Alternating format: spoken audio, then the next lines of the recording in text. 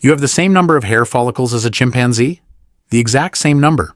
So why is a chimp covered head to toe in fur, and you're bare almost everywhere? Except for one patch right here on the jaw? That one patch is the whole mystery, and it took scientists more than 100 years to explain it.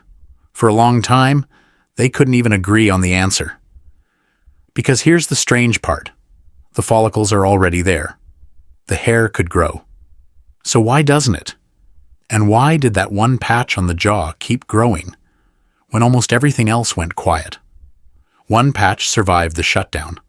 A chimp wears its hair like a full coat. You gave yours up, nearly all of it. So to explain the beard, you first have to explain the disappearance. That's where it starts. Everywhere the hair vanished, the disappearance. Because that's where the whole story begins. Somewhere between 2 and 3 million years ago, our ancestors started losing their body hair. Not thinning it out slowly, losing it. Across almost the whole body, arms, legs, chest, back. And here's what doesn't add up. Every other primate kept theirs. Every single one. Monkeys, apes, all of them stayed furry. And then there's us. The only ones who went bare. On a chart of our own family, we're the outlier. And that's not a small accident. Something was pushing on us. On us, specifically. So what was it? The leading answer comes down to one thing. Heat. Getting rid of body heat fast enough to stay alive. And to see why that mattered, you have to watch our ancestors run. Anthropologist Nina Jablonski has spent decades on this exact question. And her work points to one core problem. Our ancestors were becoming persistence hunters. Not ambush predators waiting in the grass. Endurance hunters built to keep going. Out in open, hot grassland, following an animal for hours, keeping the pressure on, until the animal simply overheated and collapsed. And it works because of one advantage. Most animals are faster than us, far faster. But they can't shed heat on the move. They have to stop and rest. We didn't. So the plan was never to outrun it, just to keep it moving until it gave out. But that plan came with a cost of its own. Run for hours under that sun, and overheating becomes the thing most likely to kill you. Faster than hunger. Faster than the animal you're chasing. And a thick coat of fur traps heat against the body, right when you most need to let it go. So the body made a trade.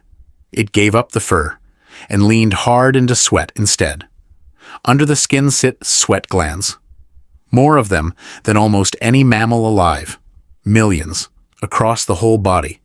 But sweat only cools you if it can evaporate. And fur gets in the way of that. Lose the fur. And the cooling system underneath finally works. That's the theory that explains the disappearance. Bare skin, a cooling upgrade for an animal built to run. But notice what it doesn't explain. If losing hair was all about survival, then why did any of it stay? And why the beard of all places? Because the face isn't a random exception. Look at where we kept the hair that means something. The scalp stayed, shielding the top of the skull from the sun. The eyebrows stayed. The eyelashes too, keeping sweat and dust out of the eyes. Each one has a clear job.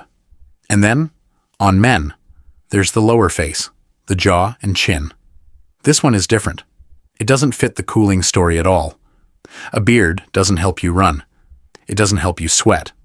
If anything, it works against both, trapping warmth, right over skin where blood vessels sit close to the surface.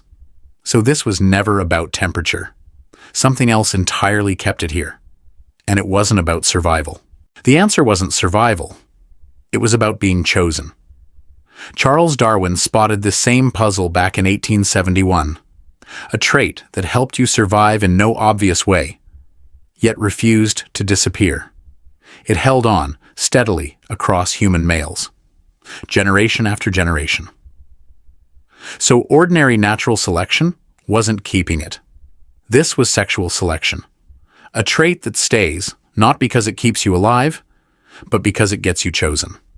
And modern research has tested that. Evolutionary researcher Barnaby Dixon ran the studies. People were shown the same man, clean-shaven, light stubble, heavy stubble, full beard, then asked what they saw, and the same pattern kept coming back.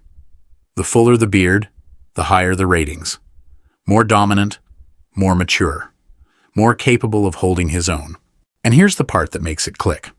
Facial hair on the jaw is closely tied to testosterone, a signal running quietly through the body, and to androgen receptors in the skin right there, packed in denser on the jaw and chin than almost anywhere else. So a thick beard isn't decoration. It's a readout of hormonal signaling that was happening under the skin the whole time. Hidden, then made visible. An ancient human couldn't take a blood sample, but he could look at another man's face and get a rough read in a second. In a small group, that mattered. You had to size up who was an ally and who was a rival, often before a single word was spoken. A read that fast was worth a lot. And there's a second layer to this. Some researchers think the beard worked as padding. Not armor, just a cushion over the jaw, back when the only weapons around were fists. So two separate forces pressed on the same body. One stripped the hair away almost everywhere because heat was the real threat. The other held it in place, in one very specific spot. Because here, hair wasn't fighting the body's needs. It was advertising them. Which is why the honest answer isn't really about hair at all. It's about information.